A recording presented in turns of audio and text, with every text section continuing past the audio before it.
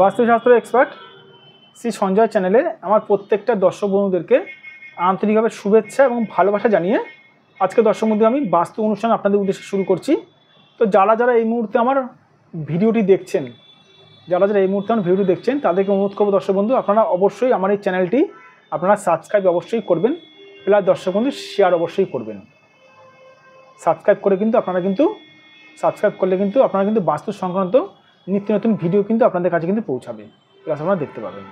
তো কথা না বাড়িয়ে দর্শক বন্ধু চলে যাচ্ছি আজকের মূল আলোচনায়। আলোচনাটা হচ্ছে দর্শক বন্ধু যে হাতে টাকা পয়সা থাকছে না, বাস্তু দোষ নেই তো আপনার, জেনে নিন সমস্যার সমাধান।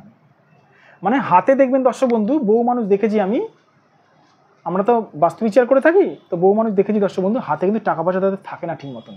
বহু জায়গাতে তারা কিন্তু টাকা পয়সা কিন্তু তাদের কিন্তু নষ্ট হয়ে যায়, মানে মাসে 50,000 70,000 টাকা অবধি ইনকাম করে কিন্তু টাকা পয়সা কিন্তু থাকে না, বহু টাকা উড়ে যায় হাত থেকে। কেন? যাদের এই কোণ, যদি কারো যদি এই কোণটা ডিস্টার্ব থাকে, এটাকে বলে দর্শক বন্ধু উত্তর পূর্ব কোণ। যদি পীড়িত থাকে, খারাপ থাকে, ডিস্টার্ব থাকে, তাহলে কিন্তু আপনার হাতে কিন্তু কখনোই কিন্তু টাকা পয়সা থাকবে না। মানে মাসের শেষে কিন্তু টাকা পয়সায় আপনি কিন্তু ভুগবেন, মানে টাকা পয়সা কিন্তু প্রচুর পরিমাণে কিন্তু আপনার কিন্তু খরচা হয়ে যাবে, মানে টাকা পয়সায় আপনার থাকবে না, হাতে থাকবে না। যদি কারোর যদি এই কোণটা ডিস্টার্ব থাকে তাহলেও কিন্তু দর্শক বন্ধু টাকা পয়সা থাকবে না, কারণ এই কোণটা দর্শক বন্ধু রাহু কোণ।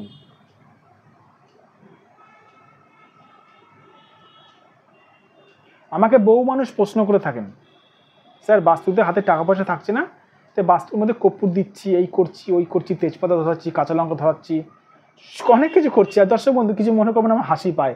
আরে বাস্তুতে যে টোটকাটা করছেন কোন গ্রহের করছেন জানি না, তো রেজাল্ট আসবে 0। বাস্তুতে যে টোটকা করছেন কোন গ্রহের করছেন জানি না, রেজাল্ট 0। আপনি যে বাস্তুর মধ্যে যে নুন পোড়াচ্ছেন, কাঁচা নুন পোড়াচ্ছেন, আপনার আরও টিপস আছে, কর্পূর দিচ্ছেন, ধুনো দিচ্ছেন, কোন গ্রহের করছেন জানি না, রেজাল্ট 0।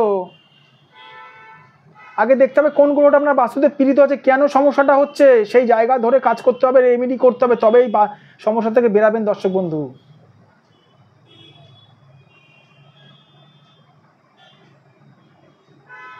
কি করে বুঝবেন আপনার বাস্তুতে সমস্যা চলছে? সঠিক একজন বাস্তুবিদ দিয়ে বাস্তুটা বিচার করাতে হবে। যাদের মনে হচ্ছে আপনারা বাস্তু বিচার করাতে চান অবশ্যই করাতে পারেন। এখানে দেখুন এটা আমার হোয়াটসঅ্যাপ নাম্বার, প্লাস এটা আমার বুকিং নাম্বার, এটা আমার ফোন নাম্বার।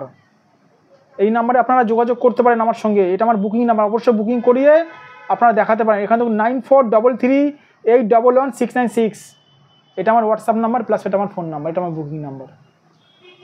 9433811696, এই নাম্বারে আপনারা যোগাযোগ করতে পারেন।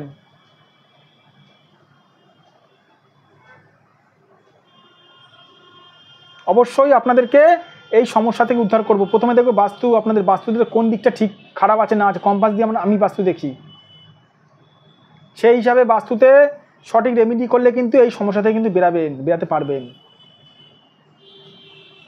আর